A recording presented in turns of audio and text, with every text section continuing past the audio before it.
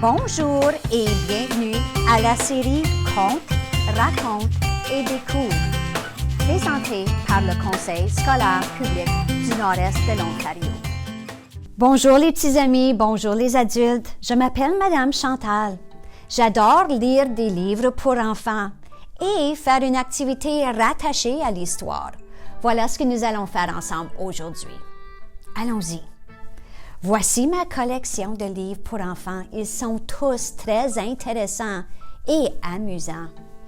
Aujourd'hui, je choisis celui-ci, Les petites bottes de la grande Sarah. Les petits amis, avant de commencer, j'ai un court message pour les adultes. Adultes, sachez que les éditions scolastiques autorisent l'utilisation de ce livre aux fins d'enregistrement audio et vidéo. Nous sommes très reconnaissants. Les petites bottes de la grande Sarah. C'est le titre du livre.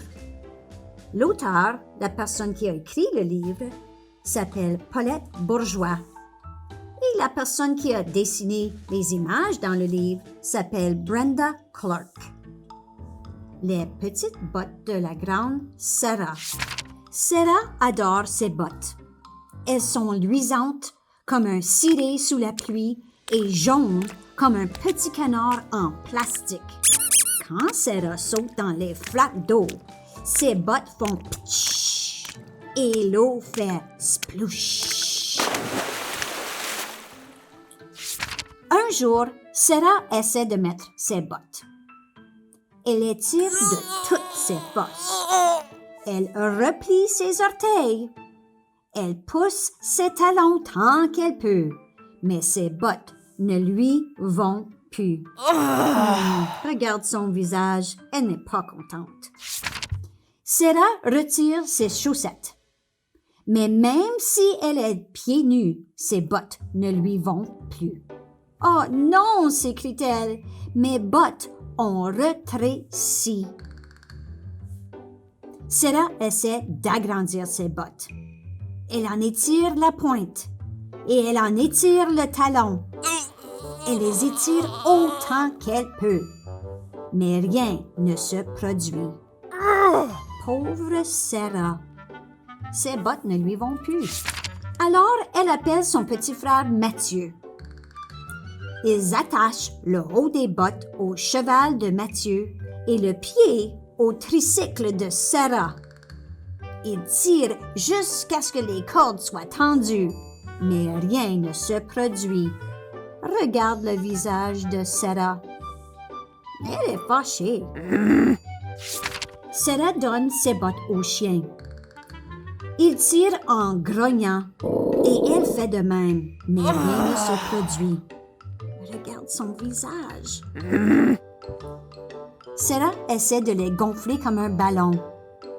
Elle prend une grande respiration, gonfle ses joues et souffle. Mais rien ne se produit. Elle remplit ses bottes avec des tas de cailloux, mais rien ne se produit. Pauvre Sarah. Ses bottes ne lui vont plus. Sarah plante ses bottes dans le jardin, là où le soleil est chaud et brillant. Elle les arrose et attend, mais rien ne se produit. Elle pense que ses bottes vont peut-être pousser comme des fleurs dans le jardin. Sarah est très triste. Regarde son visage, elle est triste. Ses bottes ne lui vont plus. Ses pieds sont trop grands pour ses bottes. Et pourtant, Sarah adore ses bottes. Elle est triste.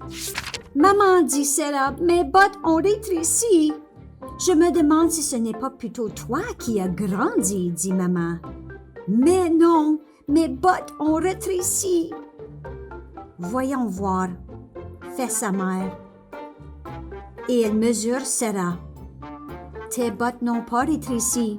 C'est bien tout ton corps qui a grandi, dit sa maman. »« Il te faut de nouvelles bottes. »« Je ne veux pas de nouvelles bottes, dit Sarah. » Regarde son visage. Elle est fâchée. Elle ne veut pas de nouvelles bottes. Sarah et sa maman vont quand même au magasin de chaussures. Il y a des tas de bottes. Des bottes avec des arcs-en-ciel.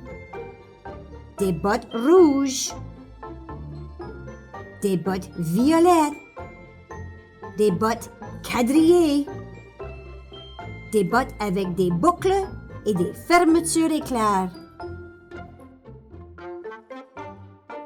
Le vendeur montre à Sarah des bottes jaunes avec une rayure rouge vif autour du pied et une autre autour du mollet. Elles sont adorables, dit sa maman. Je ne veux pas de nouvelles bottes, dit Sarah.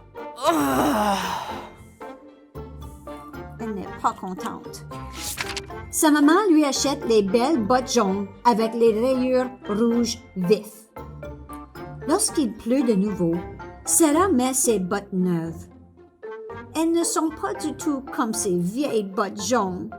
Lorsque Sarah saute dans les flaques d'eau, l'eau fait plouf. Mais c'est tout. Quelque temps après, la maman de Sarah lui demande si Mathieu peut mettre ses vieilles bottes jaunes. Mathieu est tellement excité que Sarah dit « D'accord, oui, tu peux les mettre, Mathieu. » Ah, regarde, Mathieu est content. Et Sarah a un sourire. Lorsque Mathieu met les vieilles bottes, il s'écrie « Regarde comme elles sont luisantes et elles sont jaunes comme mon canard en plastique. » Lorsque Mathieu saute dans les flaques d'eau, les bottes font pitch et l'eau fait psouch. J'espère qu'elles ne rétréciront pas, dit Mathieu. Ne dis pas de telles bêtises, répond Sarah. Les bottes ne rétrécissent pas. Ce sont les pieds qui grandissent. Mathieu et Sarah sautent dans les flaques d'eau. Soudain, cela ne la dérange plus si ces nouvelles bottes ne font pas plouf dans l'eau et qu'elles font ptsch au lieu. Sarah est devenue si grande qu'elle peut maintenant sauter par-dessus les flaques d'eau. Et lorsqu'elle saute, ses bottes jaunes à rayures rouges vives font zoom, zoom, zoom. Elle est maintenant contente. Et Mathieu est content aussi. C'est comme la musique pour elle. Une musique que seules font les bottes de grandes filles. Cui. Mon histoire est finie. Je te présente maintenant une activité reliée à l'histoire Les petites bottes de la grande Sarah que nous venons de lire ensemble. Cette activité t'invite à reconnaître les émotions. Sais-tu qu'à la maternelle, tu vas devoir reconnaître tes émotions et reconnaître pourquoi tu te sens de cette façon-là. Pratique-toi dès maintenant. Dans notre livre, Sarah a grandi et ses bottes ne lui vont plus. Elle ressent beaucoup d'émotions. Elle est triste, elle est fâchée, elle est découragée. Place-toi devant un miroir et imite les émotions que Sarah ressent dans l'histoire. Parfois, elle est fâchée. Parfois, elle est découragée. Parfois, elle se sent triste. Mais parfois, elle se sent heureuse. Aide-moi à identifier ses émotions.